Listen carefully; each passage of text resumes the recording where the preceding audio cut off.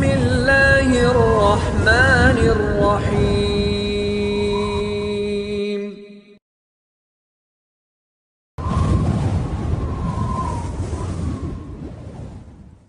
Jadikan lafal tangan sebagai kinayah kecuali Allah benar-benar punya tangan. Saya ulangi. Kita bilang tidak mungkin Allah menyatakan menjadikan tangan Allah sebagai kinayah tentang kekuatan atau tentang kenikmatan kecuali Allah punya benar-benar punya tangan. Kalau Allah benar tidak punya tangan, ngapain dijadikan kiasan? Yang ditunjukkan oleh hadis-hadis yang sahih, ya bahwasannya kedua tangan Allah kanan. Ya, Allah a'lam. Banyak penetapan sifat-sifat Allah. Contohnya, tadi hadis-hadis yang telah kita lewatkan, banyak berbicara tentang sifat-sifat Allah. Contohnya Allah punya wajah. Ya betaghi bidzalika wajh Allah. Sesungguhnya Allah mengharamkan neraka bagi orang yang mengucapkan la ilaha illallah dengan mengharap wajah Allah. Baik. Ini menunjukkan Allah punya wajah. Ustaz, maksudnya mengharap wajah Allah itu maksudnya ikhlas. Iya, memang itu maksudnya ikhlas. Tetapi tidaklah diungkapkan seperti itu kecuali Allah punya wajah yang hakiki. Teman-teman, saya yakin tahu dan hafal ayat kursi, ya. Apa itu ayat? Informasi.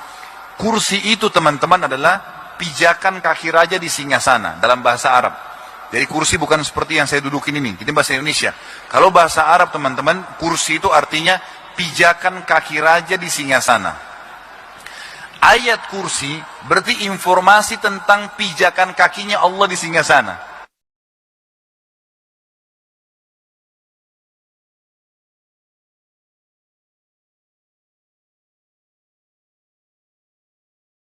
Apa yang sering antum baca ayatnya?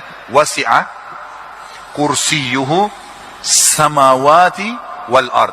Apa artinya? Wasi'a telah menutupi. Kursiyuhu, pijakan kakinya Allah di singgasananya.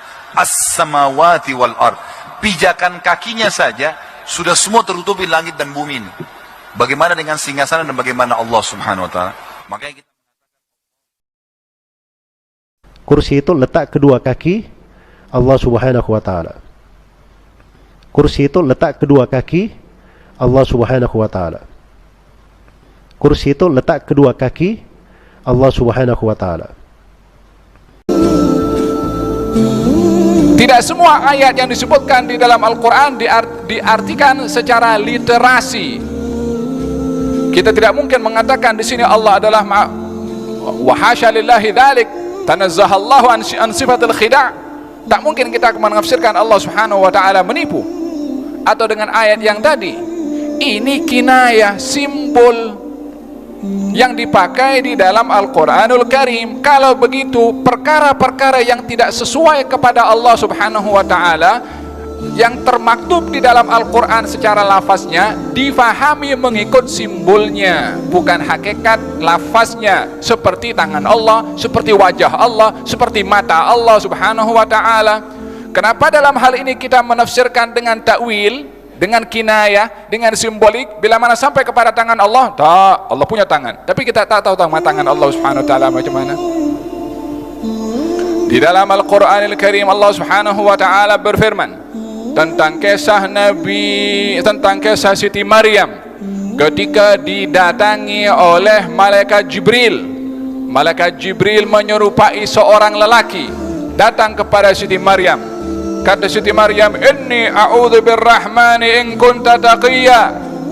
Saya berlindung kepada yang maha pengasih, kalau kamu orang bertakwa jangan buat benda yang dilarang oleh Allah.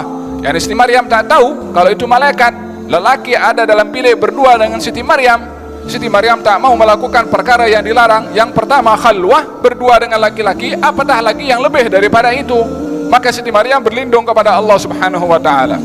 Kemudian Jibril mengatakan, saya ini Rasulur Rabbiki, utusan daripada Tuhan kamu, li'ahabalaki gulaman zakiyah, agar supaya saya menganugerahkan kepada kamu, wahai Maryam, anak yang suci.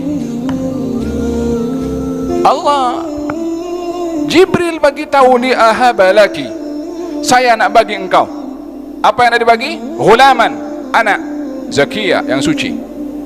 Dalam ayat yang lain Allah Subhanahu wa ta'ala berfirman, tentang ciptaan dan kelahiran yang diberikan kepada manusia, Allah subhanahu wa ta'ala yahabu liman yasha, Allah akan memberikan kepada siapa yang dikehendaki inathan, perempuan, wa yahabu liman yasha dzukura, dan Allah menganugerahkan juga kepada siapa yang dikehendaki anak laki-laki. Yang bagi siapa?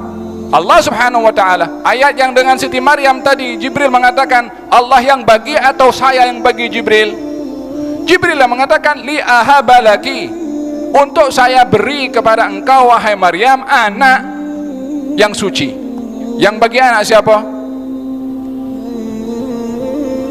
Yang bagi anak pada hakikatnya Allah subhanahu wa ta'ala. Jibril tidak turun kecuali dengan izin Allah, apatah lagi nak bagi anak. Lalu kenapa Jibril mengatakan li ahabalaki, untuk saya bagi? Yakni maksudnya kinayah. Jibril menyampaikan bahwasanya saya datang untuk membawa berita pemberian daripada Allah kepada engkau anak laki-laki. Bukan Jibril yang memberikan, walaupun nisbah dhamir kepada Jibril, tapi yang berhak memberi adalah Allah subhanahu wa ta'ala. Dalam Al-Quran kinayah hal-hal seperti ini ada. Hal-hal yang tidak sesuai kepada Allah subhanahu wa ta'ala tak boleh disebahkan kepada Allah, seperti kalimat al-makar, seperti kalimat al-khidah, seperti kalimat tangan, seperti kalimat wajah, seperti kalimat mata, seperti kalimat kaki, dan macam-macam lagi kalimat yang ada nisbah organ kepada Allah subhanahu wa ta'ala. Fallahu kullu ma khatara bibalika fallahu bi khilafi dhalik. Apa yang terlintas dalam pikiran kamu tentang zat Allah, Allah itu di luar apa lintasan ke pikiran kamu. Sebab apa? Kita punya otak ini, kalau berkhayal,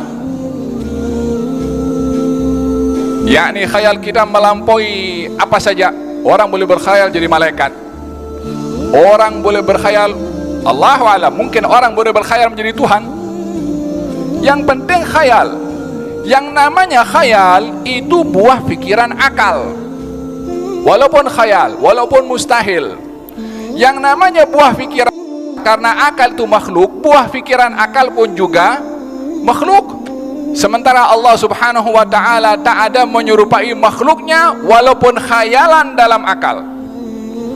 Makanya dikatakan kullu ma khatara bibalika fallahu bi khilafi dzalik. Apa saja yang terlintas dalam pikiran kamu, Allah di luar apa yang kamu fikirkan. Oleh sebab itu tidak boleh seseorang bertafakur tentang zat Allah, tapi bertafakurlah tentang keajaiban ciptaan Allah, bertafakur tentang sifat Allah subhanahu wa ta'ala. Tapi zat, la ya'rifullaha illallah, tak ada yang tahu zat Allah kecuali Allah subhanahu wa ta'ala. Bismillahirrahmanirrahim.